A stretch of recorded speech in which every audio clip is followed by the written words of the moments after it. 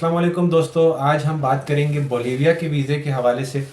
और बोलीविया जो है ये लातिन अमेरिका में कंट्री है और साउथ अमेरिका में इसके साथ जो कंट्री लगते हैं पेरू, अर्जेंटीना, पैराग्वे और ब्राज़ील के सेंटर में एक कंट्री है।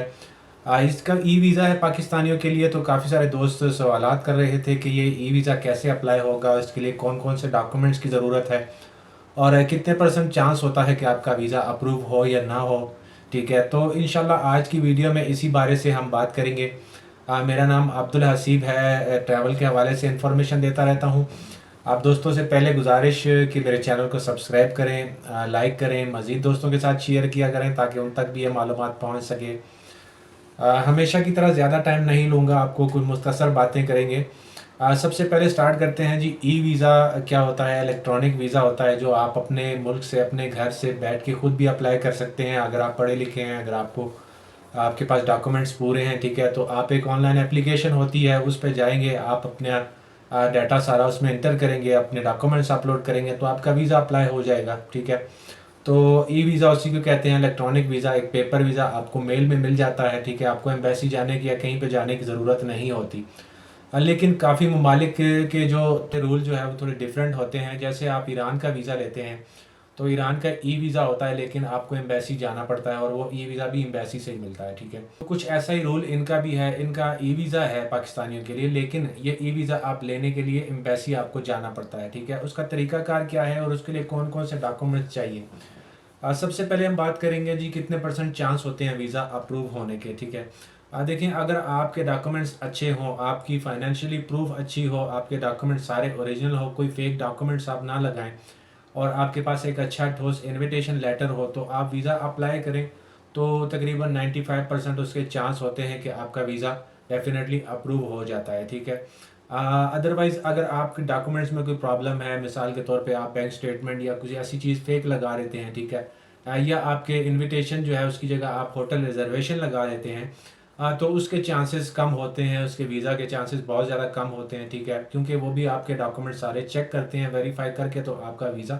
अप्रूव होता है। ठीक है, क्योंकि काफ़ी सारे लोग ये सोचते हैं कि जी ई वीज़ा है और ये इलेक्ट्रॉनिक होता है, आप डॉक्यूमेंट्स कोई भी अपलोड कर लें तो आपका वीज़ा अप्रूव हो जाएगा, लेकिन ऐसे नहीं होता।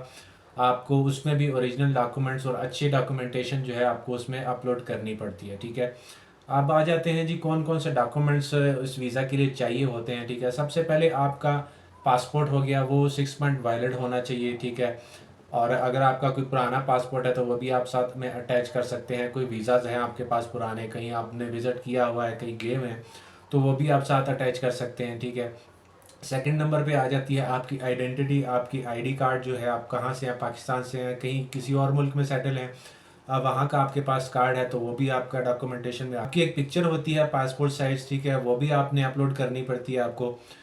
उसके बाद आपका एक ट्रैवल प्लान होता है कि आपने इस कंट्री में जाना है, कौन सी डेट को जाना है और कहाँ कहाँ आपने विज़िट करना है। ठीक है, और कौन कौन सी जगह पे आपने स्टे करना है, कितने दिन आपने स्टे करना है, ये पूरा एक प्लान होता है, ट्रैवल प्लान। ठीक है, वो आपने लाजमी बनाना होता है। ठीक है, वो साथ में आपने अटैच करना, वो भी आपने अपलोड करना है। ठीक है, उसके बाद आ जाती है जी आपकी फाइनेंशियली प्रूफ, ये बहुत ज़्यादा लाजमी है। ठीक है, और इसी से आपका प्रूफ होता है कि आपके पास कितने पैसे हैं, आपकी पोजीशन क्या है, आप इस मुल्क में ट्रैवल कर सकते हैं या नहीं कर सकते। तो ये बात बहुत ज़्यादा ध्यान में रखिएगा, क्योंकि हम नॉर्मली कुछ ऐसे ममालिक होते हैं जहाँ पे हम 10-15 लाख या 20 लाख रुपए की स्टेटमेंट लगा देते हैं और हम कहते हैं कि जी ये हमारा वीज़ा अप्रूव हो जाएगा, क्योंकि ये दूर का मुल्क है। यहाँ पे अगर आप आते हैं तो तकरीबन आपकी टिकट जो है कम से कम $3,3500 की बनती है। ठीक है, तो आपने इस चीज़ों का ख़ास ख्याल रखना है कि आपने फाइनेंशियली प्रूफ अपनी ऐसी लगानी है कि उनको ज़ाहिर हो कि भाई ठीक है ये बंदा ट्रैवल कर सकता है। ठीक है, तो वो आपने अच्छी एक अपनी बैंक स्टेटमेंट बना लेनी है और वो आपने अटैच करनी है। ठीक है, लास्ट में जो है इनविटेशन लेटर की बात आ गई थी। लोग जो होटल बुकिंग करके और वो वीज़ा में अपलोड कर देते हैं, तो उसमें प्रॉब्लम ये होती है कि वो अथेंटिक नहीं होती है, वो जस्ट एक बुकिंग होती है। ठीक है, या अगर आप पेड भी कर लें तो वो एक और चीज़ होती है। आपका जो इनविटेशन लेटर होता है, इनविटेशन पे ये होता है कि आपकी कोई ज़मानत लेता है। ठीक है, अगर आपको मिसाल के तौर पे आप यहाँ पे पहुँच जाते हैं बोलीविया में और बोलीविया में आपको एयरपोर्ट पर कोई प्रॉब्लम आती है तो आप होटल को कॉल नहीं कर सकते कि भाई मुझे ये इस होटल वाले ने बुलाया है। ठीक है, اگر آپ کے پاس انویٹیشن ہوگا تو اس انویٹیشن کے اوپر آپ کا ایک فون نمبر ہوگا جس نے آپ کو انوائٹ کیا ہوگا، ٹھیک ہے. اگر آپ کو انٹری میں کوئی پرابلم ہوتی ہے تو وہ بھی آپ کا مسئلہ حل ہو جاتا ہے، ٹھیک ہے، کیونکہ وہ اتھینٹک چیز ہوتی ہے. اور جو ہوٹل بکنگ ہوتی ہے میرے خیال سے وہ اتھینٹک نہیں ہوتی ہے، ٹھیک ہے. تو کوشش کریں کہ کسی سے انویٹیشن منگوائیں اور وہ انویٹیشن کا یوز کریں تو وہ زیادہ بہتر ہے، ٹھیک ہے. اور اس کے علاوہ کوئی اتنی خاص ان کی ریکوائرمنٹ نہیں ہے، ایک ایزی سا پروسیس ہے ویزا اپلائی کرنے کا. لیکن لاسٹ میں یہ ہے کہ آپ نے مینشن کرنا ہے کہ آپ نے ویزا کہاں سے لینا ہے، کیونکہ پاکستان میں بولیویا کی ایمبیسی نہیں ہے، ٹھیک ہے. اور آپ پاکستان سے ویزا نہیں لے سکتے. تو آپ کے نیئرسٹ کوئی بھی ایمبیسی ہے، آپ کہیں پہ بھی رہتے ہیں، کسی ملیشیا، دبئی، قطر یا کہیں کسی بھی ملک میں رہتے ہیں، اگر آپ کے پاس ایمبیسی ہے وہاں پہ، ٹھیک ہے، تو آپ اس ایمبیسی کا نام جو ہے وہ مینشن کر دیں گے آن لائن اپلیکیشن میں. تو آپ کو اسی ایمبیسی سے جو ہے وہ آپ کا ویزا اپروو ہوگا اور اسی ایمبیسی میں آپ کو جانا پڑے گا، وہاں پہ آپ کو ویزا ملے گا. اگر آپ پاکستان میں رہتے ہیں تو میرے خیال سے پاکستان سے زیادہ قریب ایران ہے، اور ایران کا ویزا بھی ایزیلی مل جاتا ہے پاکستان سے، اور جانا بھی میرے خیال سے اتنا ڈیفیکلٹ نہیں ہے.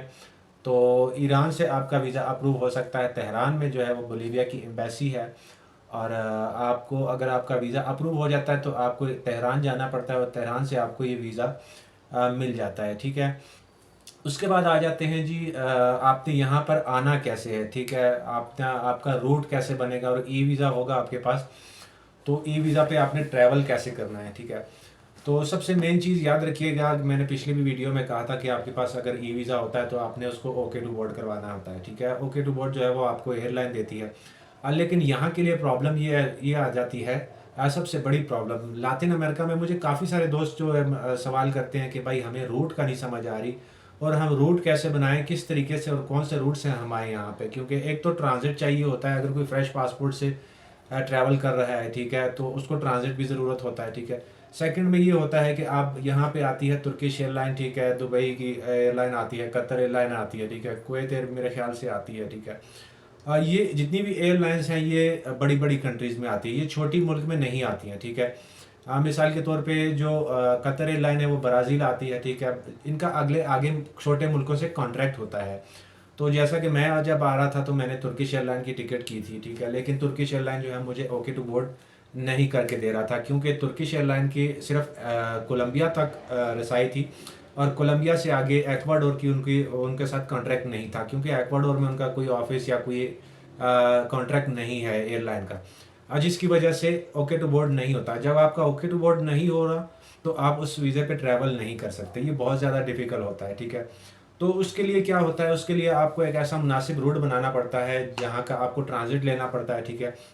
مثال کے طور پہ آپ اگر یہاں پہ آ رہے ہیں، بولیویا آ رہے ہیں، تو بولیویا کے لیے آپ اسپین کا ٹرانزٹ لے سکتے ہیں، ٹھیک ہے. آپ کے اسپین کا ٹرانزٹ اتنا ڈیفیکلٹ نہیں ہے، ٹھیک ہے. اگر آپ کے پاس اگلا ویزا ہے تو پھر آپ کو ٹرانزٹ ڈیفینیٹلی مل جاتا ہے، ٹھیک ہے. اور اس کے لیے اپوائنٹمنٹ کی ضرورت نہیں ہوتی میرے خیال سے، وہ ڈائریکٹ آپ جا کے اپلائی کر سکتے ہیں، ٹھیک ہے. بارسلونا سے آپ کا اسٹے ہوگا، بارسلونا میں، وہاں سے آپ کو اگلی فلائٹ ایزیلی مل سکتی ہے، ٹھیک ہے. ادروائز اگر آپ قطر سے یا دبئی سے آتے ہیں تو پھر آپ کو برازیل کا یا پاناما کا یا کولمبیا کا کسی بھی ایک ملک کا جو ہے وہ آپ کو ٹرانزٹ چاہیے ہوتا ہے، ٹھیک ہے.